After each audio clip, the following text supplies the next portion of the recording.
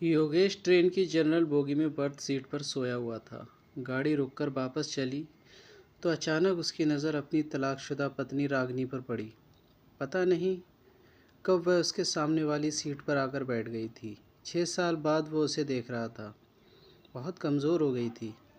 उसने पुरानी सस्ती सी साड़ी पहन रखी थी, न माथे पर बिंदी न गले में मंगलसूत्र था। तो क्या उसने अभी तक दूसरा विवाह नहीं किया? क्या अभी तक वह मेरी तरह अकेली ही है? योगेश ऐसा सोच ही रहा था कि तभी रागिनी की नज़र उस पर पड़ी। नज़रें मिली तो योगेश दूसरी तरफ देखने लगा। फिर पता नहीं योगेश के दिमाग में क्या आया कि वह सीट के नीचे उतर आया और रागिनी के पास बैठे लड़के से कहा कि वह ऊपर वाली सीट पर चला जाए। लड़का मान गया। तब योगेश रागिनी के पास बैठ गया। बैठते ही योगेश बोला, रागिनी कैसी हो? रागिनी ने नज़र न मिलाते हुए खिड़की की तरफ देखते हुए बोला कि मैं ठीक हूँ, और आप? योगेश बोला, मैं भी ठीक हूँ और कानपुर जा रहा हूँ। त्योहार होने के कारण रिजर्वेशन सीट नहीं मिली, इस कारण जनरल बोगी में आना पड़ा। तुम कहाँ जा रही हो? वो बोली, मैं भी कानपुर ही जा रही हूँ। आजकल माँ वहीं बड़े भैया के पास ही है, बीमार है, इसलिए मिलने जा रही हूँ। काफ़ी देर दोनों चुप रहे। फिर योगेश बोला, एक बात पूछूं? रागिनी ने आंखों से ही पूछा, क्या? योगेश संकोच करते हुए पूछा, अभी तक शादी क्यों नहीं की? वो कुछ नहीं बोली, मगर जब योगेश ने दोबारा नहीं पूछा तो रागिनी ने पूछा, आपने की है शादी? योगेश ने भी बिना बोले नामे गर्दन हिला दी। फिर काफ़ी देर तक दोनों चुप रहे, मानो एक दूसरे को परख रहे थे। डिब्बे में कुल्फ़ी बेचने वाला आ गया था। योगेश बोला, खाओगी? रागिनी ने नामे सिर हिला दिया। योगेश ने रिक्वेस्ट करते हुए फिर पूछा, खा लो यार, तुम्हारे साथ मैं भी खा लूँगा। जानता हूँ तुम्हारी सबसे बड़ी कमज़ोरी कुल्फ़ी है। वो थोड़ा मुस्कुराई तो योगेश ने महसूस किया कि वो अपनी आंखों से बहने वाले आंसुओं को समेटने का प्रयास कर रही है। 5 साल उसके साथ रहा था। जब वह अपने आंसुओं को समेटने का प्रयास करती थी तो ऐसे ही मुस्कुराया करती थी। योगेश दूसरी तरफ देखने लगा तो रागिनी चुपके से अपनी आंसुओं को पोंछने लगी। फिर वह सहज होकर बोली, एक शर्त पर खाऊंगी। योगेश बोला, क्या शर्त है? तो रागिनी बोली, पैसे मैं दूंगी। योगेश कुछ नहीं बोला। फिर रागिनी ने 2 कुल्फ़ियाँ खरीद लीं और एक कुल्फ़ी को देते हुए बोली, अब मैं भी कमाने लगी हूँ, एक प्राइवेट स्कूल में पढ़ाती हूँ, महीने के 10,000 मिलते हैं। कुल्फ़ी खाते हुए योगेश बोला, तलाक के समय कोर्ट के आदेश पर मैं तुम्हें 30 लाख रुपए दे तो रहा था, अगर ले लेती तो अपना स्कूल खोल लेती, जबकि तुम बहुत स्वाभिमानी हो। इस ज़माने में पैसे के बिना कुछ नहीं होता। वो हंसकर बोली, अगर ले लेती तो अपने ज़मीर को क्या जवाब देती? तो ये ज़मीर रोज़ कहता कि जिसे छोड़कर आई हो उसी के सहारे पल रही हो। योगेश बोला, तुम बहुत अच्छी हो, मासूम हो। ये एहसास तुमसे तलाक लेने के बाद मुझे हुआ। तुम यकीन नहीं करोगी, मैं बहुत बदल गया हूँ। पीना बिल्कुल छोड़ दिया है, गुस्सा बिल्कुल नहीं करता, अब मैं किसी को नीचा दिखाने की कोशिश भी नहीं करता। जो तुम्हें बहुत बुरा लगता था वो सब बुरी आदतें मैंने छोड़ दी हैं। वह उदास होकर बोली, अब क्या फ़ायदा? जब मैं मना किया करती थी तब आप मेरी एक भी बात नहीं सुनते थे। आपके कारण मैं हमेशा टेंशन में रहती थी। इसी कारण मुझे 2 बार गर्भपात भी हुआ, वरना आज मेरे 2 बच्चे होते, एक 8 साल का हो गया होता और दूसरा 6 साल का होता। ये कहकर वो रो पड़ी। बच्चों की बात पता चली तो योगेश के भी आंखों में आंसू आ गए, लेकिन वह पुरुष था तो आंसुओं को पलकों तक पहुंचने से पहले ही पी गया और बोला, कभी कभी लगता है मैं बहुत बुरा आदमी हूँ। मैंने कभी रिश्तों की कदर नहीं की, उसी की सज़ा झेल रहा हूँ आज। बिल्कुल अकेला हो गया हूँ, अब माँ भी नहीं रही।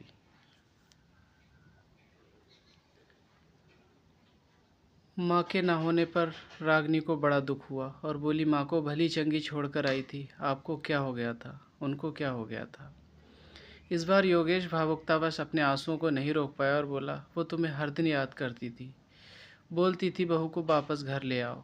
मैं उन्हें कैसे समझा था कि तलाक के बाद बहुएं वापस घर नहीं आती। फिर दोनों के बीच चुप्पी छा गई थी। कानपुर आ गया था, स्टेशन आने ही वाला था। योगेश बोला, वापस कब जाओगी? रागिनी बोली, आज रात यहीं रुकूंगी, कल की सुबह की ट्रेन से वापस जाऊंगी। फिर वहीं खड़ी हो गई। योगेश भी खड़ा हो गया और पूछा, कितने बजे वाली ट्रेन से वापस जाओगी?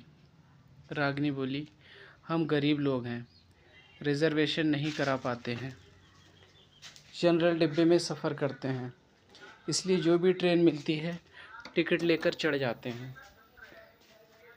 इतना कहकर वह नीचे उतर गई।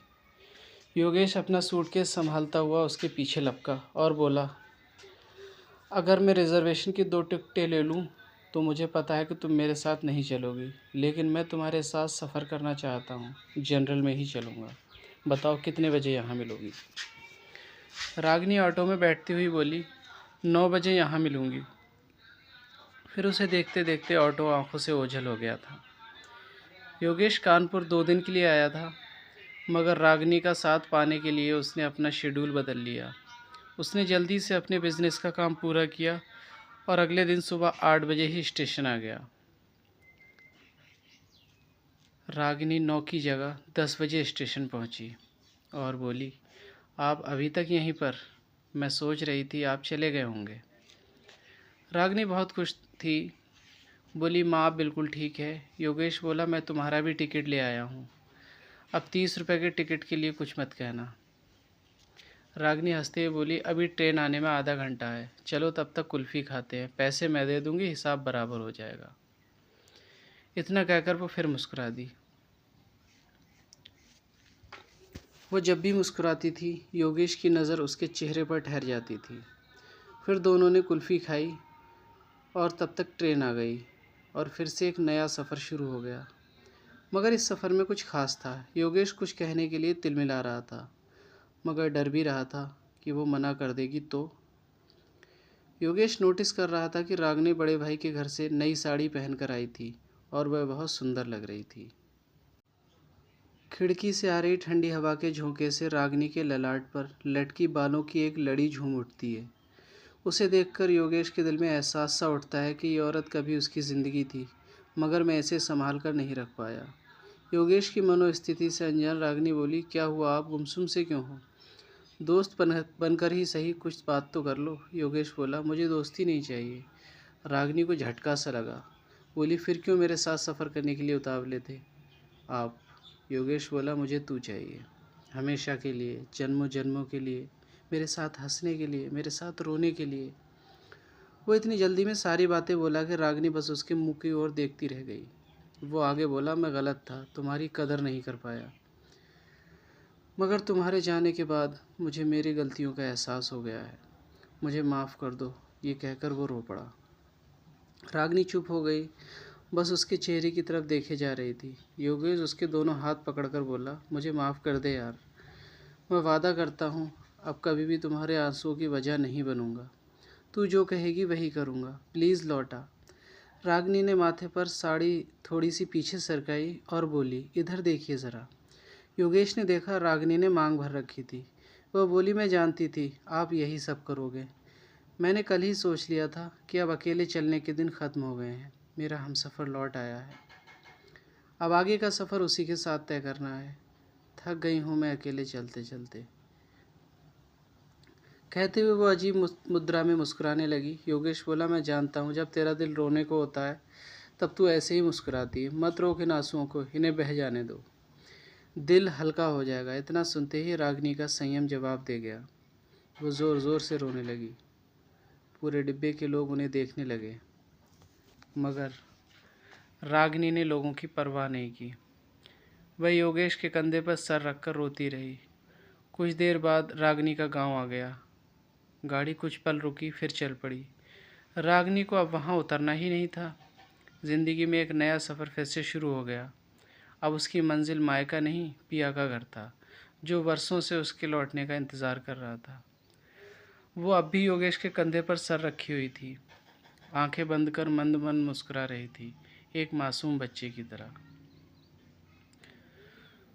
तो दोस्तों, आपको कहानी कैसी लगी कमेंट करके ज़रूर बताएं। कहानी अच्छी लगी हो तो वीडियो को प्लीज़ लाइक कर दीजिए, शेयर कर दीजिए और हमारे चैनल को सब्सक्राइब कर दीजिए। आपकी सपोर्ट के बिना हम कभी भी आगे नहीं बढ़ सकते। अगर आप सपोर्ट करेंगे तो हम इससे भी अच्छी कहानियाँ आपके लिए लेकर आएंगे।